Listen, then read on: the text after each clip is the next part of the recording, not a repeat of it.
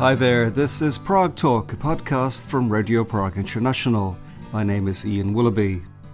In this episode, my guest is Charles University academic Anna Shavit. Anna is one of Czechia's top experts on political marketing and has herself worked on campaigns for the likes of Karel Schwarzenberg and Andrej Babiš's ANO. So, how does electioneering for October's general elections compare with what we've seen in previous years? And going by the political scientist's personal experience of the billionaire politician, would Mr. Babiš have any qualms about forming a government with anti-system parties? I discuss those questions and more with Anna Shavit now in this edition of Prague Talk.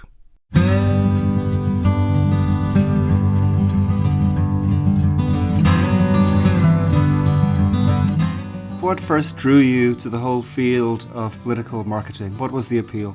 I guess I wanted to know how campaigns are organized. And this is going back to, I'm a political scientist by training.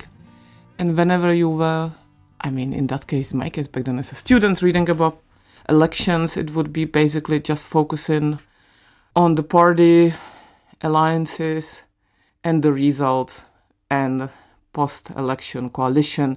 And of course, 20 years ago, it was still about the political program, which changed drastically since then. And I was very interested in how does it happen. And there were very few information about the actual campaigning process. And there was a chance.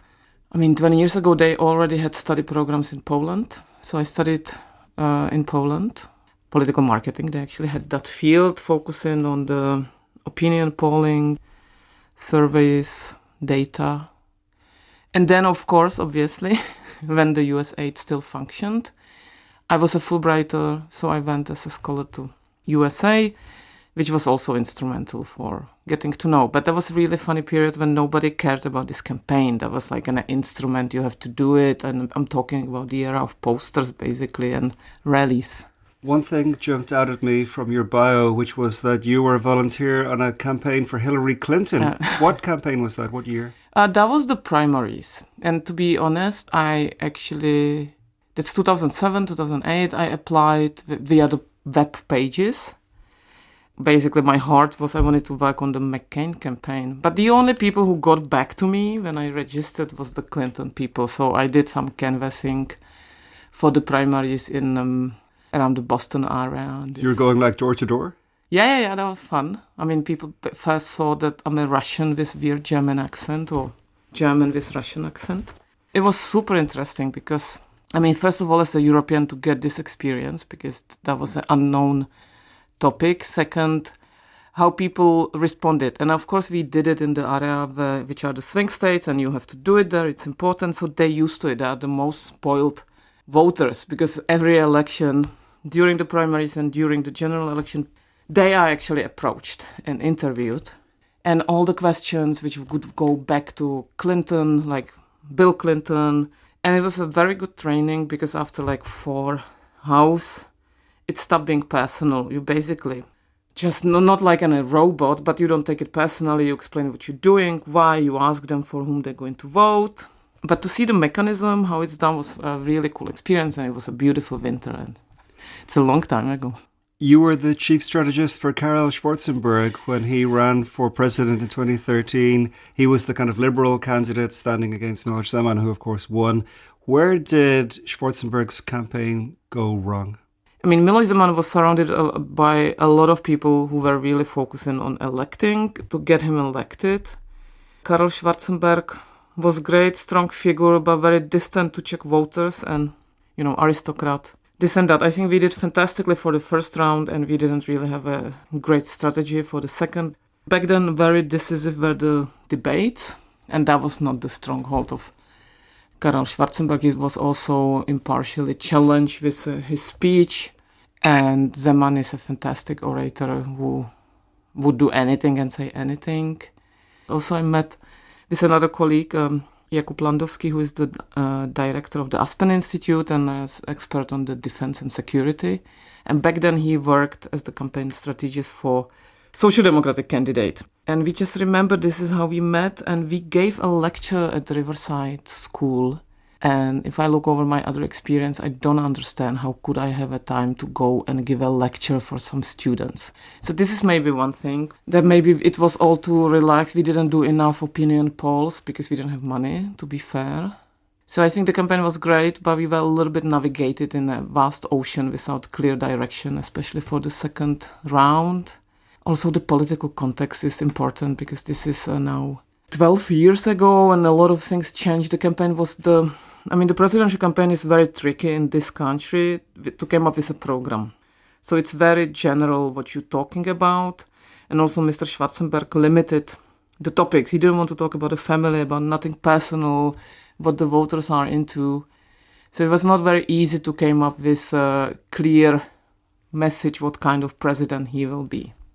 The same year as Schwarzenberg failed, you became an advisor to Ano and Andrej Babiš and helped the party get 19% and enter government for the first time. You took a similar role in 2017 when Ano came first. Ano were founded only in 2012. How did they rise so quickly? This is fascinating, this campaign, and also with the data. It's always a picture of a certain era.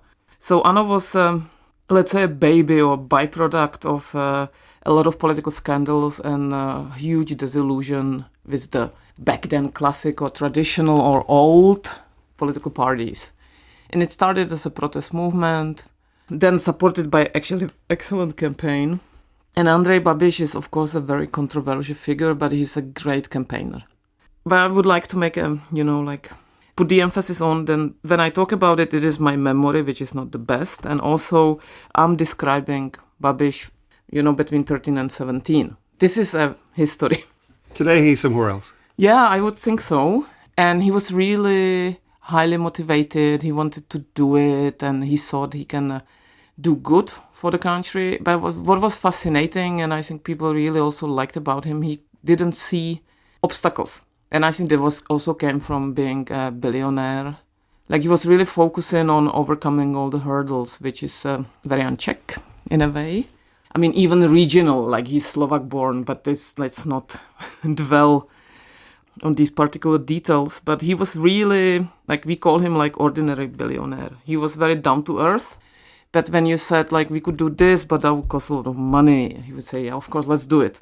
And he also had a small team. There was also Alex Brown. In America, he's called Braun. He's a Czech American strategist. Alex was very much doing all the polling. Then there was Petr Topinka for creativity. Of course, Marek Prchal for the social media. But we work, in a close circle with Babiš. And we were moving very fast comparing to others. And there were no financial limits. And obviously for him, that was not limiting. And he wanted to try new things. The big difference, and this is going to political management, is the parties. They have a structures. Now I think Ano is also much more closer to the classic party. But there you could make a decision within minutes. And I also work for other parties where you would introduce a strategy and they would debate it for 2 weeks and then nothing was left of it. So, but do you genuinely believe, and his critics would say it was otherwise, that Babiš was aiming to do good for this country and not to do good for Andrej Babiš?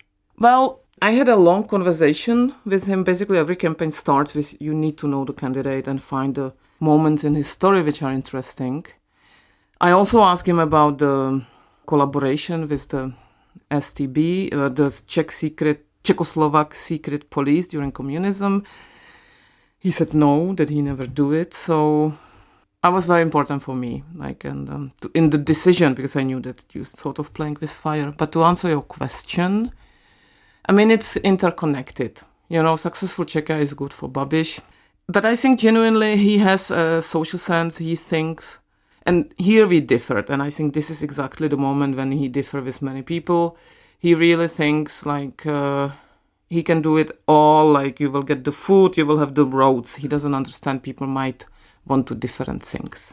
He's very, he wants to do good, but he doesn't ask if it's good for you and what do you want.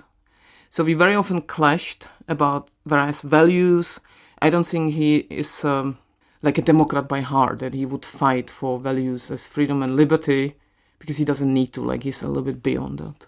Do you think he has any actual ideology? Because it sometimes seems to me that he gives people what they want?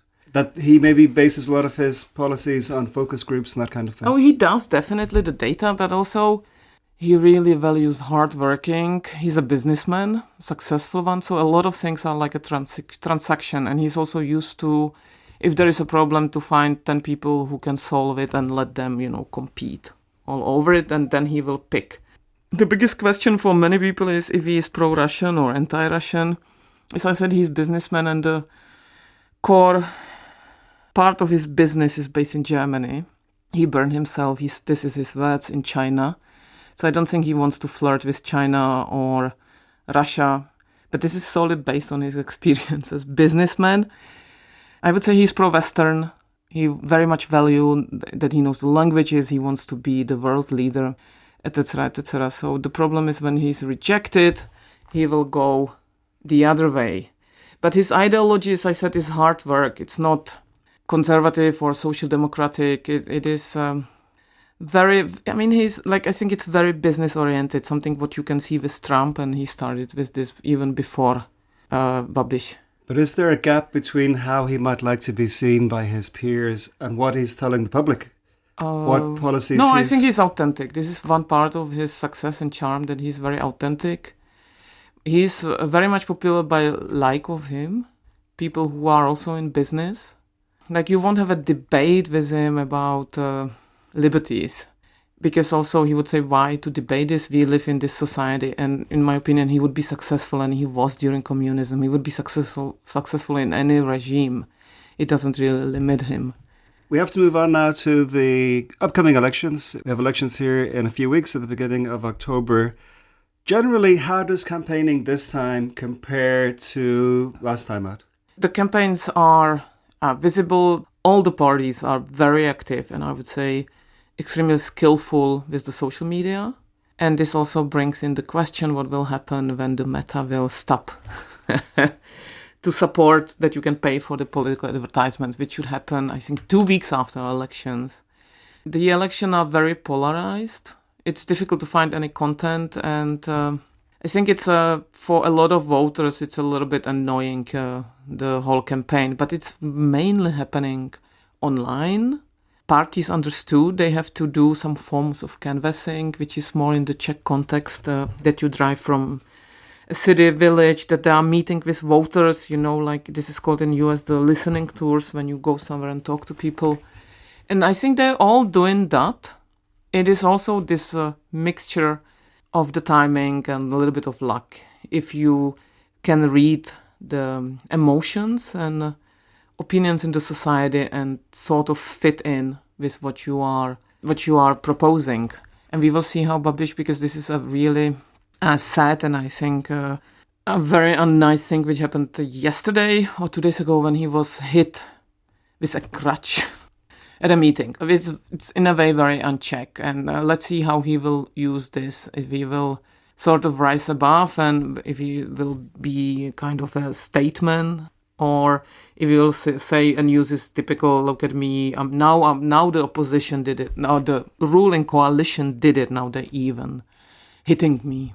Because they're spreading hate of Babiš and fear of Babiš. Yes.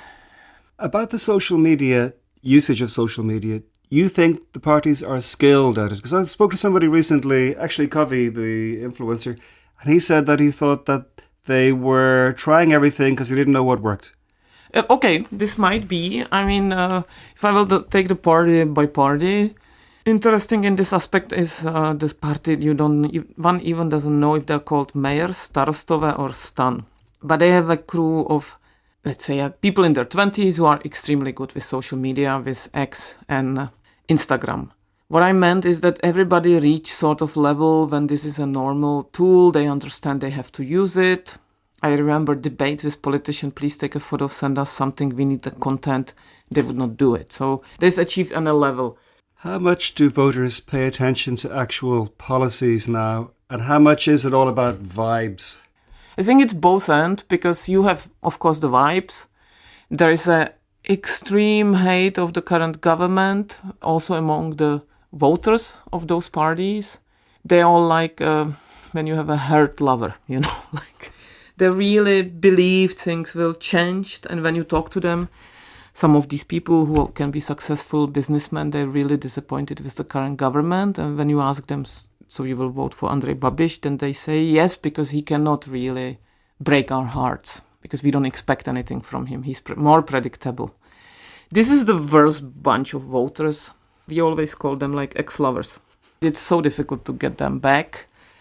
The issues, emotions at the end win the election, which is rather scary.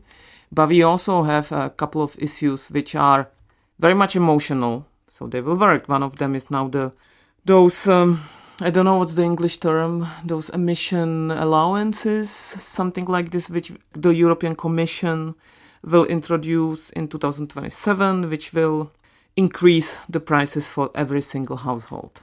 So this is a very polarizing topic, but if Babiš becomes the prime minister, that will be his problem. Then, of course, you have the Bitcoin affair on the ODS. Then there's a lot of topics, but they're not really debated substantially, because the opposition will say they did it wrong. They won't say what they will do.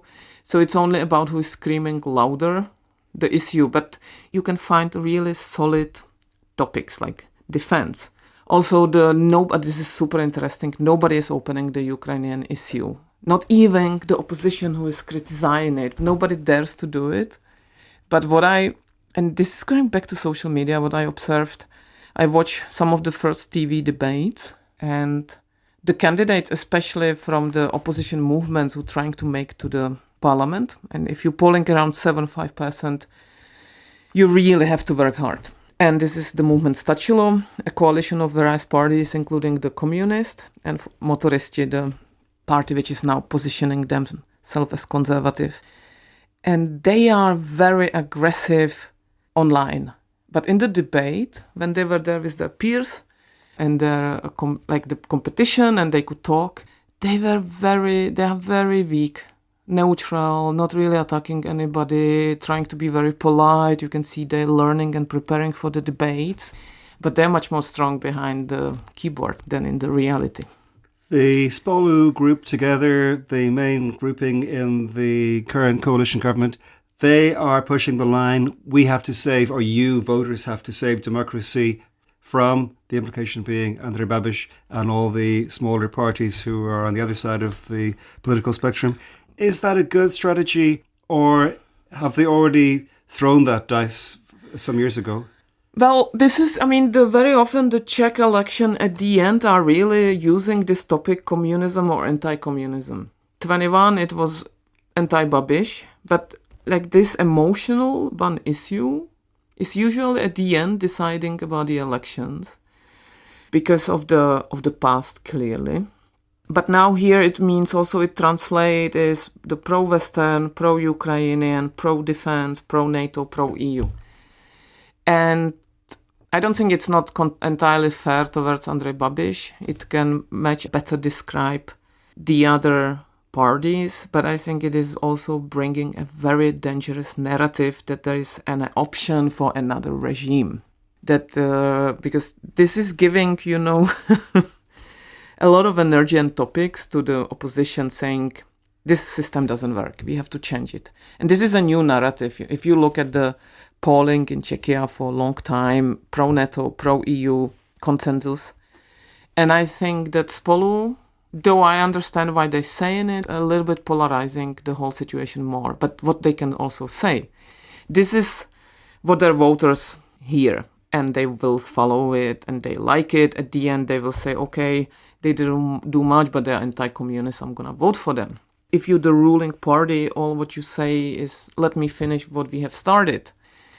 And the government is being criticized even by their members, and everybody is saying they didn't accomplish much. I'm not saying Babiš in his previous government accomplished anything, but in this climate, it's very difficult to say, guys, let us finish the job.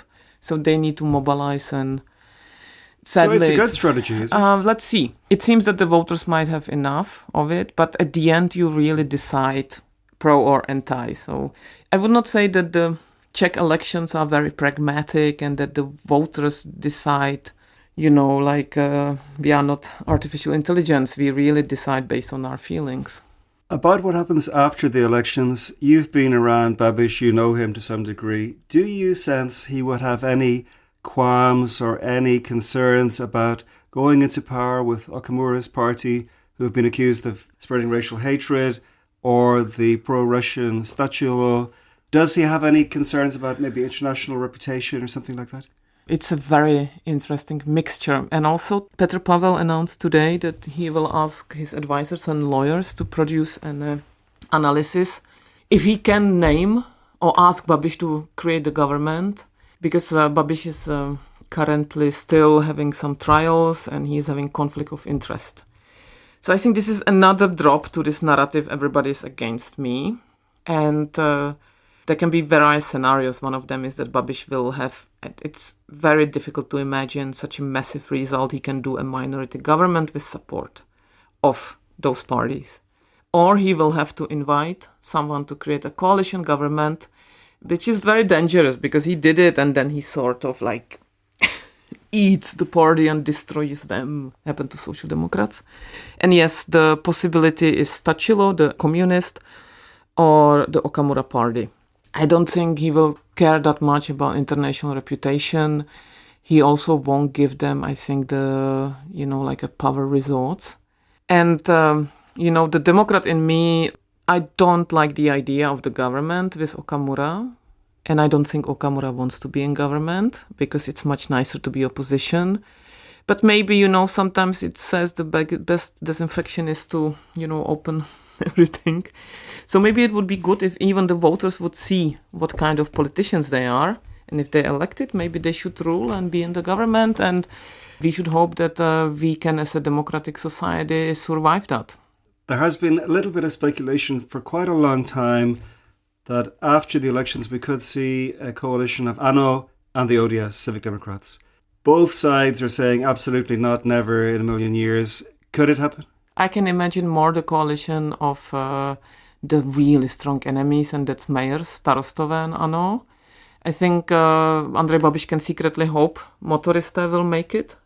That, and I think a lot of people will be in favor of this government. I'm not saying myself. If this scenario, ODS, the Conservative Party and ANO will happen, then Petr Fiala will have to step down. Like, he is not going to do it. But Stan, the mayors, also said they wouldn't go with I Babiš. know, but people say things, and this is also what I would like to put the emphasis on. Elections, and especially the campaigns, are a heightened atmosphere. Like, it's really, to the students I describe it, it's like you flirting in the bar and you had 5 shots. You should not take everything what you say and all the expectation that much seriously. There is not always a marriage involved in this process. So things will also calm down, and it very much depends how the election will end up. I think it more looks like some kind of stalemate when we will have 2 blocks kind of competing. Then, of course, there is also the role of the president, who with exactly we will be operating with some analysis saying, I cannot possibly name Andrej Babiš. Then, of course, there's the number 2 in ANO, Karel Havlíček, who might be... I think if Havlíček would be the candidate for prime minister, all the situation would be much less dramatic because he's acceptable for almost everybody. So it's going to be interesting. It is, but let's hope everybody will calm down a little bit.